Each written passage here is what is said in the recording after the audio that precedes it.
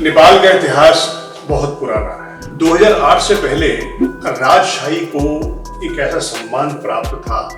नेपाल के राजा को विष्णु का 10वां अवतार माना जाता था और उन्हें देखने के लिए, उनके दर्शन करने के लिए ऐसे ही लंबी लंबी कतारें लगती थी, जैसे मंदिरों में भगवान के दर्शन के लिए या अपने इष्ट देव की आराधना के लिए भक्तजन जैसे मंदिरों में लंबी कतारें लगती है, वही काठमांडू में भी ये नजारा देखने को मिलता था। जब राजशाही जन भावनाओं का अपमान करने लगे, जब राजशाही जनता के भरोसे पर खरा नहीं उतरे, जब राजशाही की जनता के बीच एक अपनी विश्वसनीयता, अपनी एक साख खत्म हो जाए, तो फिर राजशाही के प्रति आक्रोश और विद्रोह पनपना एक स्वाभाविक प्रतिक्रिया मानी जा सकती है। जब निर्वाचित जन सरकारें, जिसे हम कहते हैं कि जनता के वोट से हुए चुनी हुई सरकारें, जो लोकप्रिय सरकारें मानी जाती हैं, जनता की आकांक्षाओं की कसौटी पर खरा नहीं उतरे,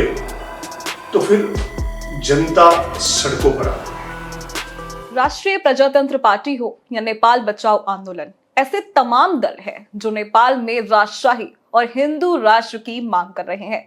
ऐसे में बड़ा सवाल है कि क्या नेपाल में हिंदू राष्ट्र वो बन जाएगा, और बड़ा सवाल तो ये भी है कि आखिर जो वहां पर अल्पसंख्यक मौजूद है उनका आखिर होगा क्या, और अगर राजशाही कायम हो जाती है तो लोकतंत्र क्या खत्म हो जाएगा।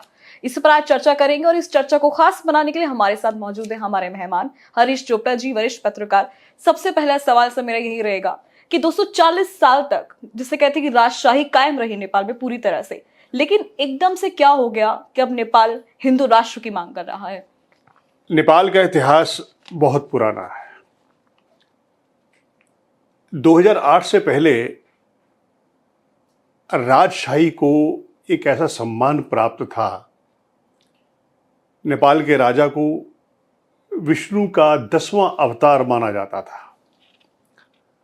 और उन्हें देखने के लिए, उनके दर्शन करने के लिए ऐसे ही लंबी लंबी कतारें लगती थी, जैसे मंदिरों में भगवान के दर्शन के लिए या अपने इष्ट देव की आराधना के लिए भक्तजन जैसे मंदिरों में लंबी कतारें लगती है, वही काठमांडू में भी ये नजारा देखने को मिलता था।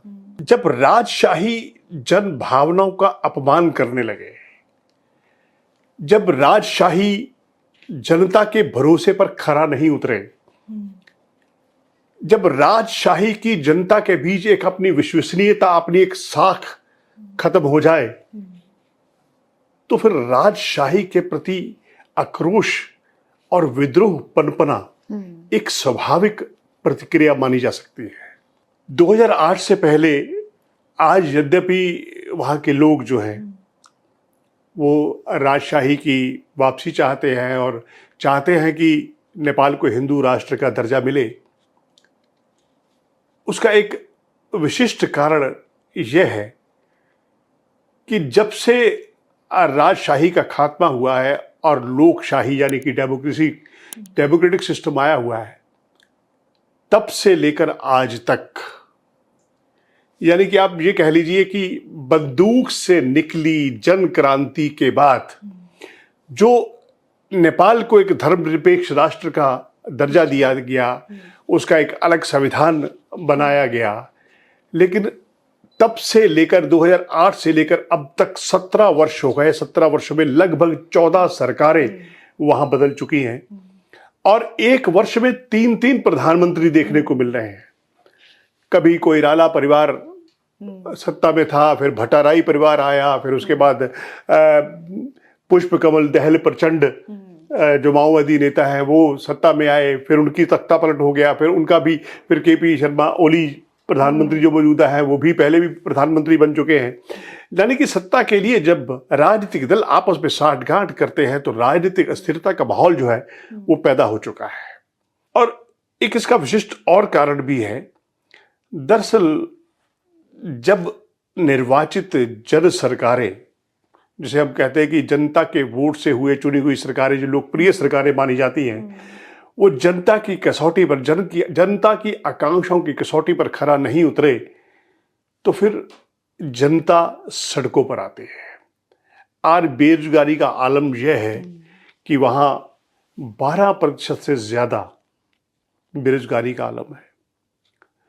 युवा पीढ़ी जो है वो विदेशों में पलायन करने को तैयार है। बहुत सारे युवा बाहर जा चुके हैं।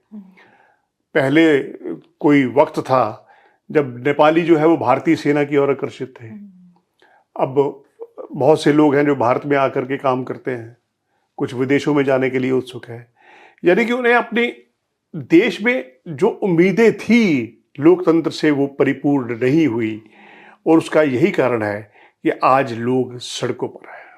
क्या ये भी माना जा सकता है कि नेपाल हमेशा से ही जो हिंदू धर्म है उसको लेके काफी जो स्टेटस था उसने क्लियर कर रखा था, लेकिन जिस प्रकार से हमने साल दर साल देखा है कि उन्होंने दूसरे धर्मों को भी आगे किया है, तो क्या विद्रोह के पीछे ये भी कारण तो नहीं माना जा सकता?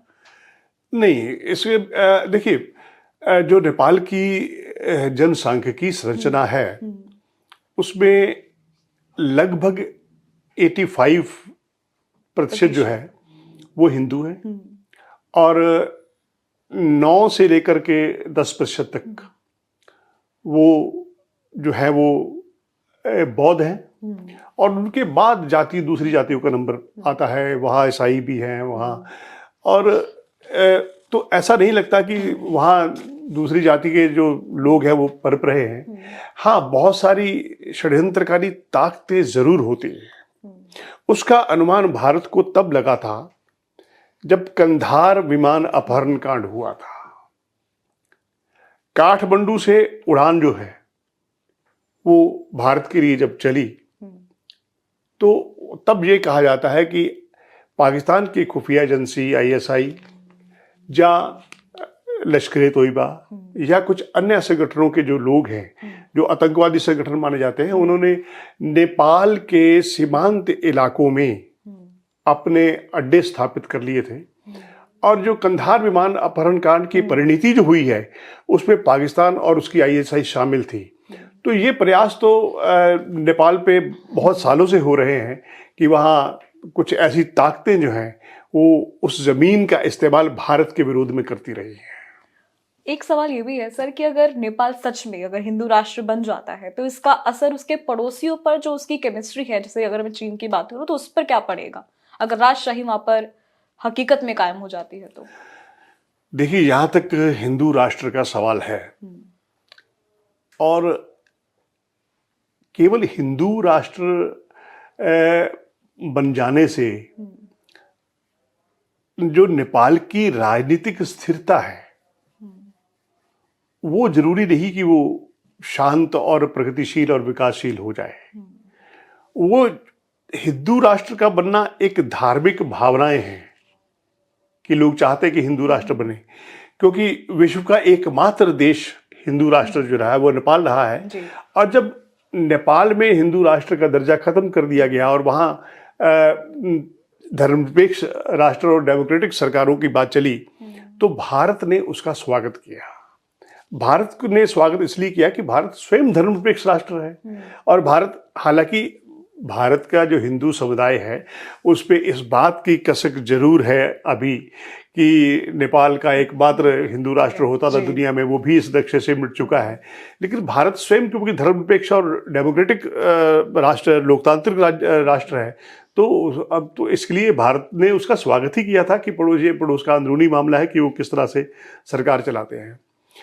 लेकिन अब सवाल ये आता है कि जिस राजशाही के खिलाफ नेपाल की जनता ने विद्रोह किया था और माओवादियों का साथ दिया था, आज वही उनके खिलाफ क्यों हुई है? 2001 की एक बहुत ही घटना मुझे याद आ रही है। उस घटना के चलते ही राजशाही ने अपना भरोसा खो दिया था।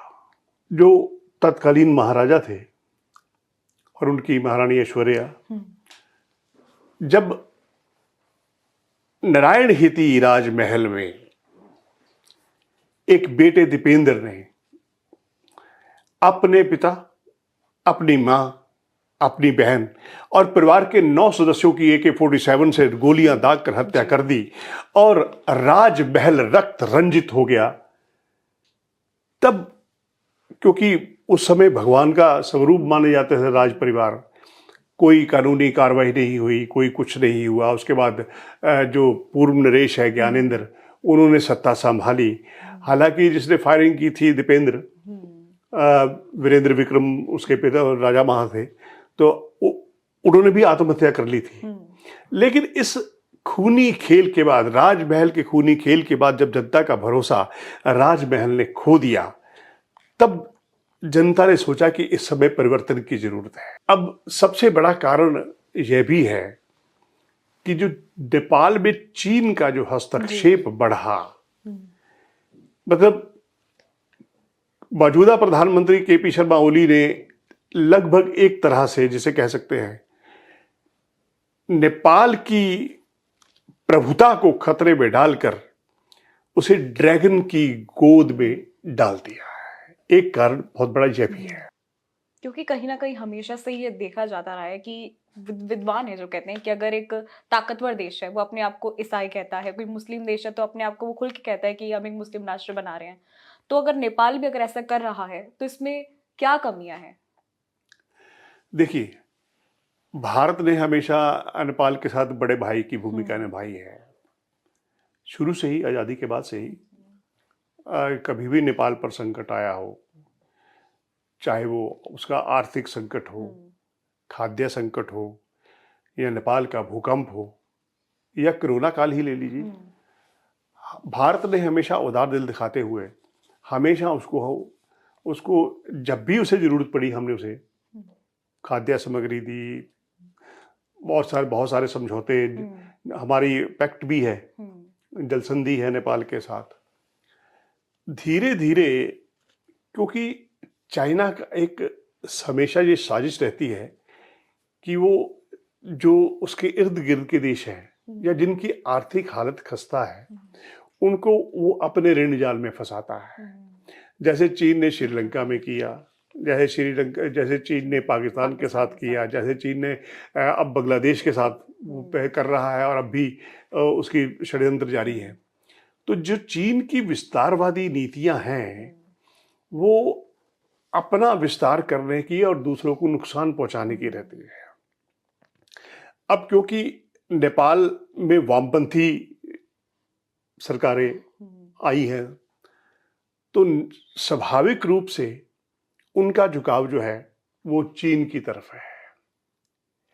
भारत की केवल चिंता यही थी। अब संविधान के मामले पे भारत और नेपाल में तीव्र मतभेद पैदा हो गए। मुझे याद है उसमें तत्कालीन विदेश मंत्री श्रीमती सुषमा स्वराज थी। तब भारत ने इस बात को लेकर प्रोटेस्ट किया था कि जो तराई के इलाके में मधेशी लोग रहते हैं, मधेशियों को हम एक तरह से भारतीय मान सकते हैं, उनसे हमारा रोटी बेटी का रिश्ता है।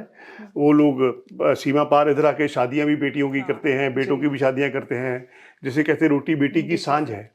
लेकिन जो संविधान अपनाया गया, उस संविधान में मधेशियों को तीसरे दर्जे का नागरिक करार दे दिया गया। भारत की चिंता केवल मधेशियों के बारे में यह थी कि उनको सम्मानपूर्वक जीने का अधिकार मिले, उनके अधिकार दिए जाएं, उन्हें दूसरे या तीसरे दर्जे का नागरिक न माना जाए। उसके बाद बहुत सारे हालात बिगड़े, आर्थिक नाकाबंदी हुई। भारत ने जो फूड था, तेल था, या जो भी सामग्री जाती थी, जब ये स्थिति पैदा हुई, आर्थिक नाकेबंदी हुई, हालांकि भारत ने बहुत नरम रुख अपनाया, लेकिन उस दौरान जो सत्ता थी उसने भारत के विरोध में जन भावनाओं का उभार पैदा करना शुरू कर दिया।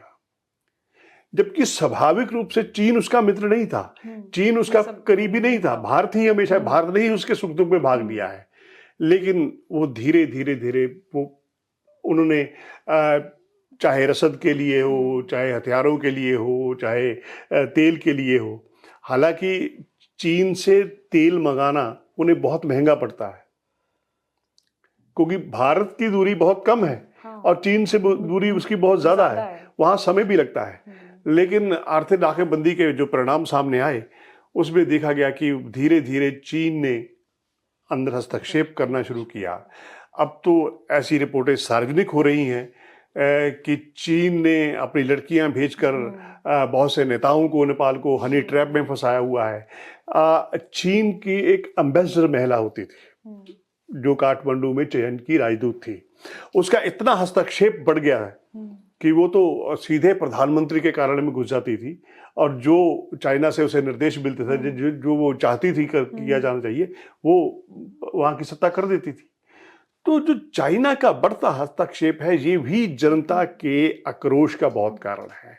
देखिए, जनता के भावनात्मक संबंध भारत से है। भारत से उनका रोटी बेटी का रिश्ता है और कई सालों से है। और अब वो जो सत्ता है वो नेपाल की प्रभुता को खतरे में डालकर चीन की झोली में डाल देती है। तो कहीं ना कहीं सबसे बड़ा कारण यह भी है। और एक और भी है कि चीन ने जब से हस्तक्षेप करना शुरू कर दिया है, ये सर्वविदित है कि चीन ने नेपाल के कुछ इलाकों को, हालांकि जो बॉर्डर रोड प्रोजेक्ट है, BNR प्रोजेक्ट है, उसमें नेपाल से भी उसका समझौता है, लेकिन वो इन परियोजनाओं के नाम पर नेपाल की भूमि को हड़प रहा है और इससे भी कहीं ना कहीं जनता के बीच में आक्रोश है। और यहाँ तक उसकी आर्थिक हालत का सवाल है। पहले मैं कह चुका हूँ कि बेरोजगारी बहुत ज़्यादा है, आर्थिक हालत उसकी खस्ता है और वो ऋण के जाल में फंसता जा रहा है जैसे कि छोटे देश होते हैं।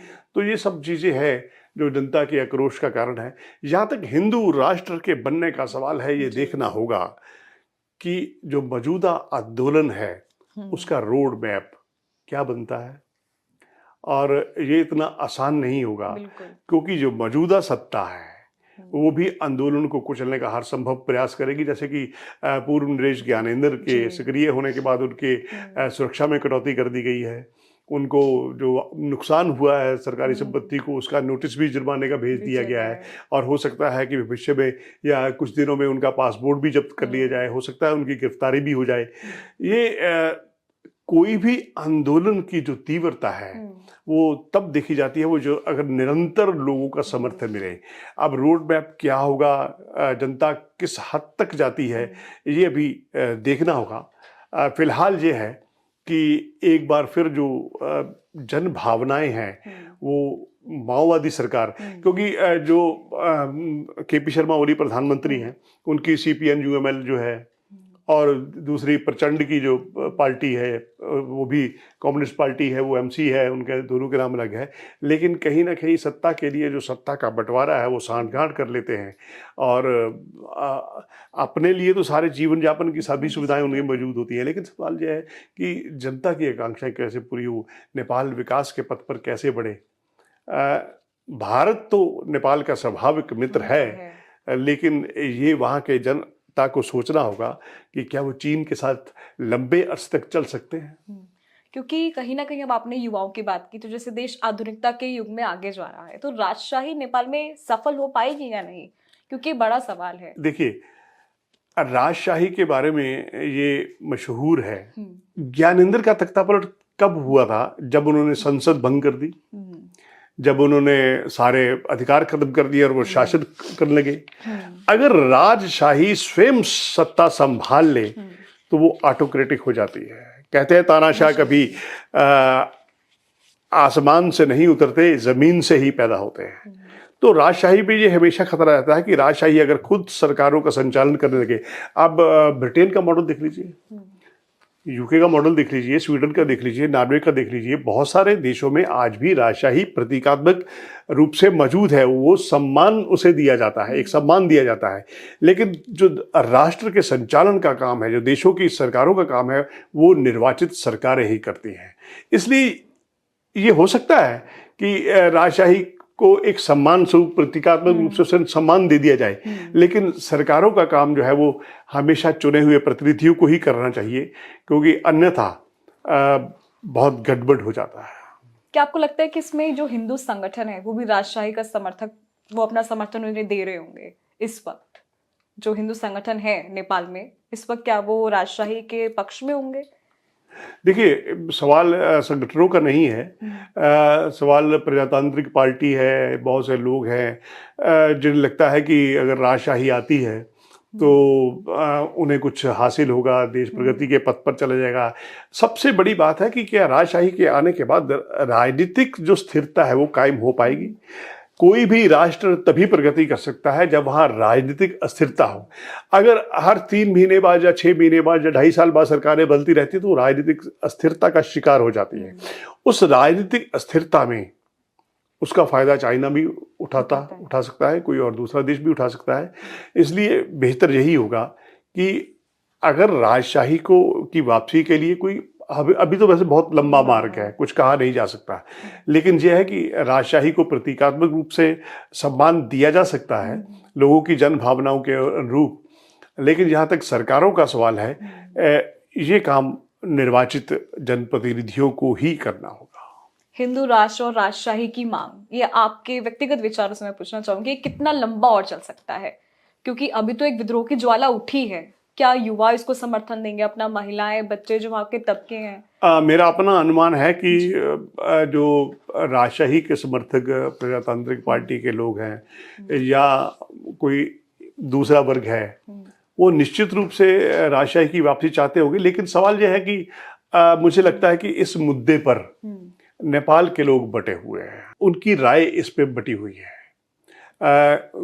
कुछ पत्रकार महिलाएं हैं जो आंदोलन में शामिल जरूर हैं, वो चाहती हैं कि राजनीतिक स्थिरता कायम हो, लेकिन वो राजशाही के पक्ष में नहीं है। वो चाहती है कि राजनीतिक स्थिरता हो, हिंदू राष्ट्र का दर्जा मिले और वो पहले की तरह एक हिंदू राष्ट्र कहलाए, ये उनकी जन भावनाएं हैं। लेकिन राजनीतिक स्थिरता हो, जहाँ तक राजशाही का सवाल है, जो काठमांडू उसके में बहुत से लोगों की राय सामने आ रही है, वो राय अभी तक बटी हुई है। ऐसे में देखना अब वाकई में दिलचस्प होने वाला है कि नेपाल में राजशाही कायम होगी या नहीं। और सवाल तो ये भी है कि राजशाही कायम होने के बाद लोकतंत्र और राजनीतिक स्थिरता किस तरह कायम होती है। फिलहाल आज के लिए सिर्फ इतना ही, लेकिन इसी तरह के पॉडकास्ट कार्यक्रम के लिए देखते रहे आप punjabkesari.com। नमस्कार।